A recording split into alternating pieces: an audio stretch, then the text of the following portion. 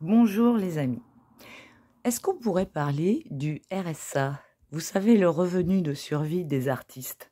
Je ne sais pas si vous êtes au courant, si ça vous dit quelque chose.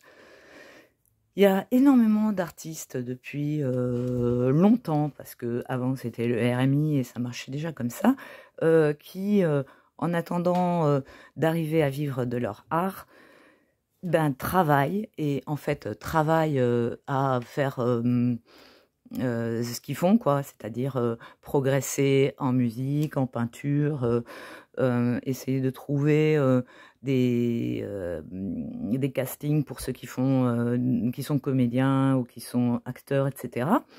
Et pour survivre, hein, vraiment, parce qu'il n'existe rien du tout pour d'autres, en fait, eh bien, ils sont au RSA. Et parce que en fait, les subventions qu'il y a pour tout ce qui est artistique, c'est décidé par l'État en fait. Donc le, le service culturel quoi. C'est-à-dire c'est l'État qui va décider si vous avez le droit d'avoir un atelier.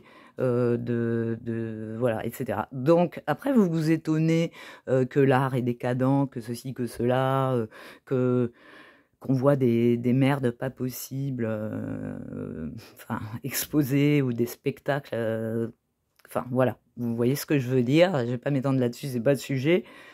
C'est parce que le tri, il est fait à la racine en fait.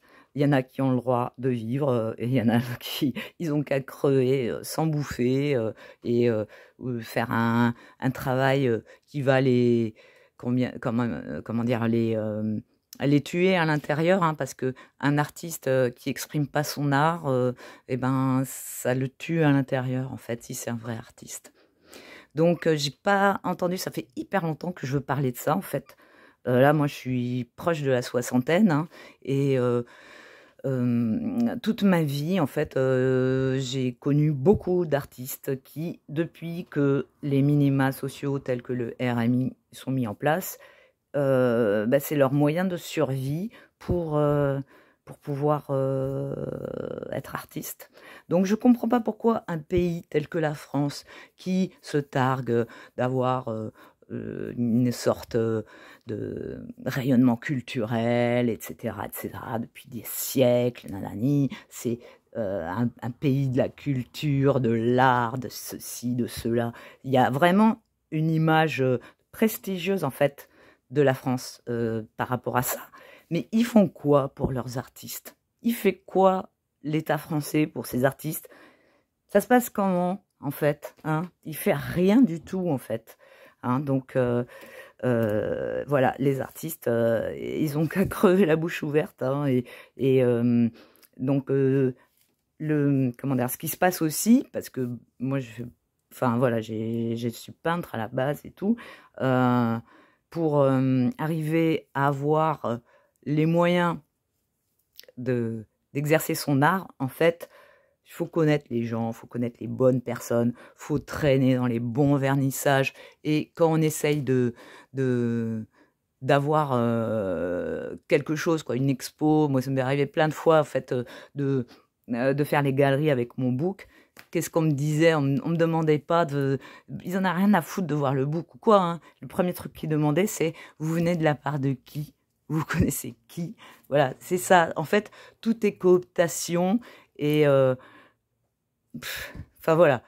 Et dans ce milieu, en fait, il y a plein de gens qui vont être mis en avant. C'est pas du tout des artistes, c'est des personnes qui ont juste des relations, qui sont des fils de personnes importantes qui disent ah ouais mais t'inquiète pas pour ton fils, pour ta fille, voilà, ils vont comment dire filer des opportunités à des gens comme ça qui ne sont pas artistes mais qui vont se servir de l'art comme c'est des imposteurs en fait, voilà. Voilà, il y a beaucoup d'imposteurs et les vrais artistes, voilà, ils ont rien. Et je suis sûre qu'il y a des pays où il y a un statut en fait d'artiste et que on peut arriver à débloquer, enfin, comme un revenu ou quelque chose qui peut être enfin une sorte de parrainage en fait de l'État ou quelque chose comme ça, à partir du moment où on a une production qu'on peut présenter, etc. Et ce serait logique normalement. Mais ici, il n'y a rien. Donc voilà, là, ils vont faire quoi, tous ces artistes? En fait, déjà que c'est difficile, en fait, là, ça va être avec, si on leur met 15 heures de boulot d'esclavagisme, parce que c'est pas autre chose, hein, de payer ça pour faire 15 heures de taf par semaine, faut pas déconner. Ben, ces personnes-là, en fait, ils ont trouvé un moyen de les asphyxier. Et justement, et en plus, ces artistes-là, qui n'ont pas le, comment dire, l'appui de l'État, etc., généralement, c'est des artistes qui sont considérés par le système comme subversifs, etc. Donc, déjà qu'il n'y a rien qui les aide et qui les met en avant, là, c'est vraiment, ça va être le coup de grâce, hein, je pense.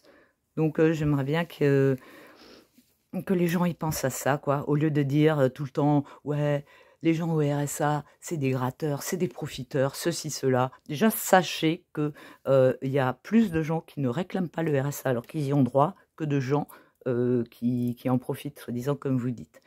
Et que les plus gros profiteurs, en fait, c'est pas le petit peuple, hein, c'est tous ceux qui sont au sommet et qui... Enfin, c'est pas à coup de centaines d'euros, hein, qui font des fraudes, hein. C'est à coup de millions ou de centaines de millions, de milliers de millions, de milliards. Enfin voilà, ça n'a aucun, aucun rapport. C'est pas comparable et c'est à eux qu'il faut s'attaquer, pas au peuple. Hein, ben, moi, j'attends qu'une chose, hein, c'est que les gens ils soient solidaires et qu'ils comprennent qu'on est tous dans la même galère en fait et que il faut qu'on se mette ensemble et que c'est la guerre entre le sommet de la pyramide et la base. Voilà.